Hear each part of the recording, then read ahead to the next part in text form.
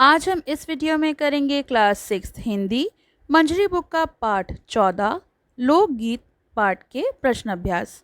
तो प्रश्न अभ्यास शुरू करने से पहले मैं आपको बता दूं कि अगर आप कोई और टॉपिक पे वीडियो चाहते हैं तो कमेंट सेक्शन में मुझे लिख के बता सकते हैं, तो मैं उस पर वीडियो बना के जल्द ही अपलोड कर दूंगी।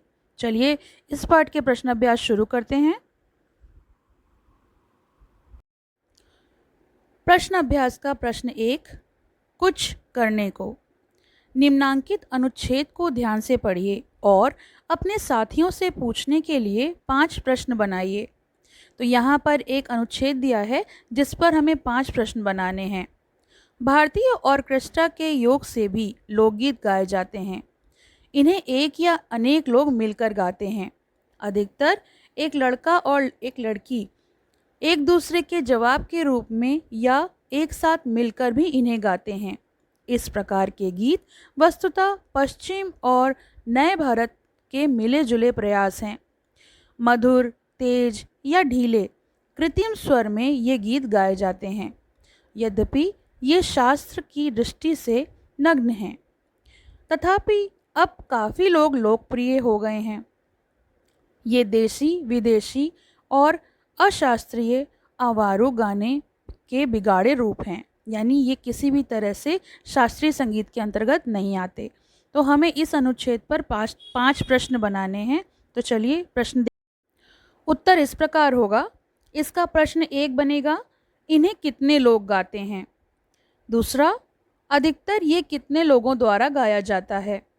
तीसरा, ये गीत किस स्वर में गाए जाते हैं। चौथा, इनका शास्त्र की दृष्टि से क्या महत्व है। पांचवा, ये किसके बिगड़े रूप हैं। प्रश्न 2 और प्रश्न 3 विद्यार्थी को शिक्षक की सहायता से स्वयं करना है। विचार और कल्पना। इसका प्रश्न 1, लोकगीतों में लोगों की दिलचस्पी कम होने से हमें क्या क्षति होता है, नुकसान हो सकता है, और इन्हें बढ़ावा देने के लिए हमें क्या करना चाहिए। तो इसका उत्तर है, लोकगीतों में लोगों की दिलचस्पी कम होने से हमें अपनी सभ्यता, संस्कृति और ग्राम्य जीवन, यानी जो गांव का जीवन होता है, की सीधी सरल शैली से दूर होना पड़ेगा। हम दूर हो जाएंगे। इन्हें बढ़ावा देने के लिए हमें लोक गायकों, नर्तकों आदि को बढ़ावा देना चाहिए। प्रश्न 2, देश के प्रत्येक क्षेत्र के लोकगीत अलग अलग होते हैं, किंतु सभी का मूल भाव एक ही होता है, जो अनेकता में एकता को व्यक्त करता है। बताइए कि कौन से घटक होते हैं जो देश की अनेकता में एकता को व्यक्त करते हैं। तो इसका उत्तर है पर्व त्योहार, सुख दुख में साथ निभाना, मिलजुल कर रहना आदि। ये घटक हैं जो देश की अनेकता में एकता को व्यक्त करते हैं। अब आते हैं निबंध से। निबंध से प्रश्न 1, कव्वाली के अलावा कौन से गीत हैं जिनमें टोली बनाकर यानी ग्रुप बनाकर प्रतिस्पर्धा यानी कंपटीशन आयोजित की जाते हैं। तो इसका उत्तर है गरबा, गिद्दा, सरहुल, बिरहा, होली, चैता आदि। प्रश्न 2, हमारे यहाँ महिलाएं कब कब किस प्रकार के गीत गाती हैं। उन गीतों को कौन सा गीत कहा जाता है। तो इसका उत्तर है, हमारे यहाँ महिलाएं मुंडन, उपनयन, विवाह, मटकोड़, ज्योनार, जन्म आदि के अवसरों पर स्थानीय गीत गाती हैं। इन गीतों को सोहर, बानी, सहरा आदि कहा जाता है, यानी इन गीतों के नाम होते हैं। प्रश्न 3, लोकगीत हमारे देश के लिए किन किन क्षेत्रों में अधिक लोकप्रिय हैं तथा इसकी क्या विशेषताएं हैं। तो इसका उत्तर है, लोकगीत हमारे देश के पहाड़ी, जंगली, ग्रामीण क्षेत्रों में अधिक लोकप्रिय हैं तथा रसिकता, सरसता, लोक जीवन की सुंदरता, मिट्टी की महक, संस्कृति के दर्शन आदि इनकी प्रमुख विशेषताएं हैं। प्रश्न 4, लोकगीत किन किन रागों पर आधारित होते हैं?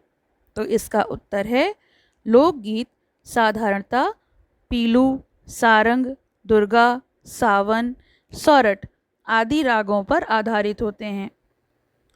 प्रश्न 5, सोहर, चैता तथा कजरी कब कब गाए जाते हैं? तो इसका उत्तर है सोहर, चैता तथा कजरी क्रमशः विवाह आदि के उत्सव तथा चैत के महीने में गाए जाते हैं। भाषा की बात, इसका प्रश्न 1, निम्नांकित शब्दों का संधि विच्छेद कीजिए। तो यहाँ पर संधि विच्छेद करके दिया गया है। शब्द हैं पुनरावृत्ति यानी पुनः प्लस आवृत्ति, पुनर्जन्म यानी पुनः प्लस जन्म, पुनर्बोध यानी पुनः प्लस बोध, पुनः आगमन यानी पुनः प्लस आगमन और पुनरुक्ति यानी पुनः प्लस उक्ति। तो ये हो गया प्रश्न 1। चलिए प्रश्न 2 देखते हैं। प्रश्न 2, निम्नांकित शब्दों में इक प्रत्यय लगाकर शब्द बनाइए। जैसे सप्ताह में इक लगाएंगे तो साप्ताहिक बनेगा, वर्ष में इक लगाएंगे तो वार्षिक बनेगा, समाज में इक जोड़ेंगे तो सामाजिक बनेगा, धर्म में इक जोड़ेंगे तो धार्मिक बनेगा और इसी प्रकार मर्म में इक जोड़ेंगे तो मार्मिक बनेगा। तो ये तो हो गया इस पाठ के प्रश्न अभ्यास। आपको कैसे लगे ये कमेंट सेक्शन में ज़रूर बताइए।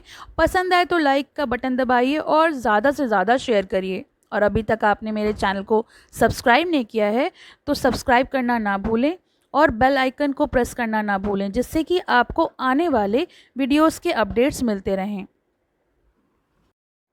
आपके कोई सुझाव या प्रश्न हो तो आप कमेंट सेक्शन में मुझसे पूछ सकते हैं। धन्यवाद।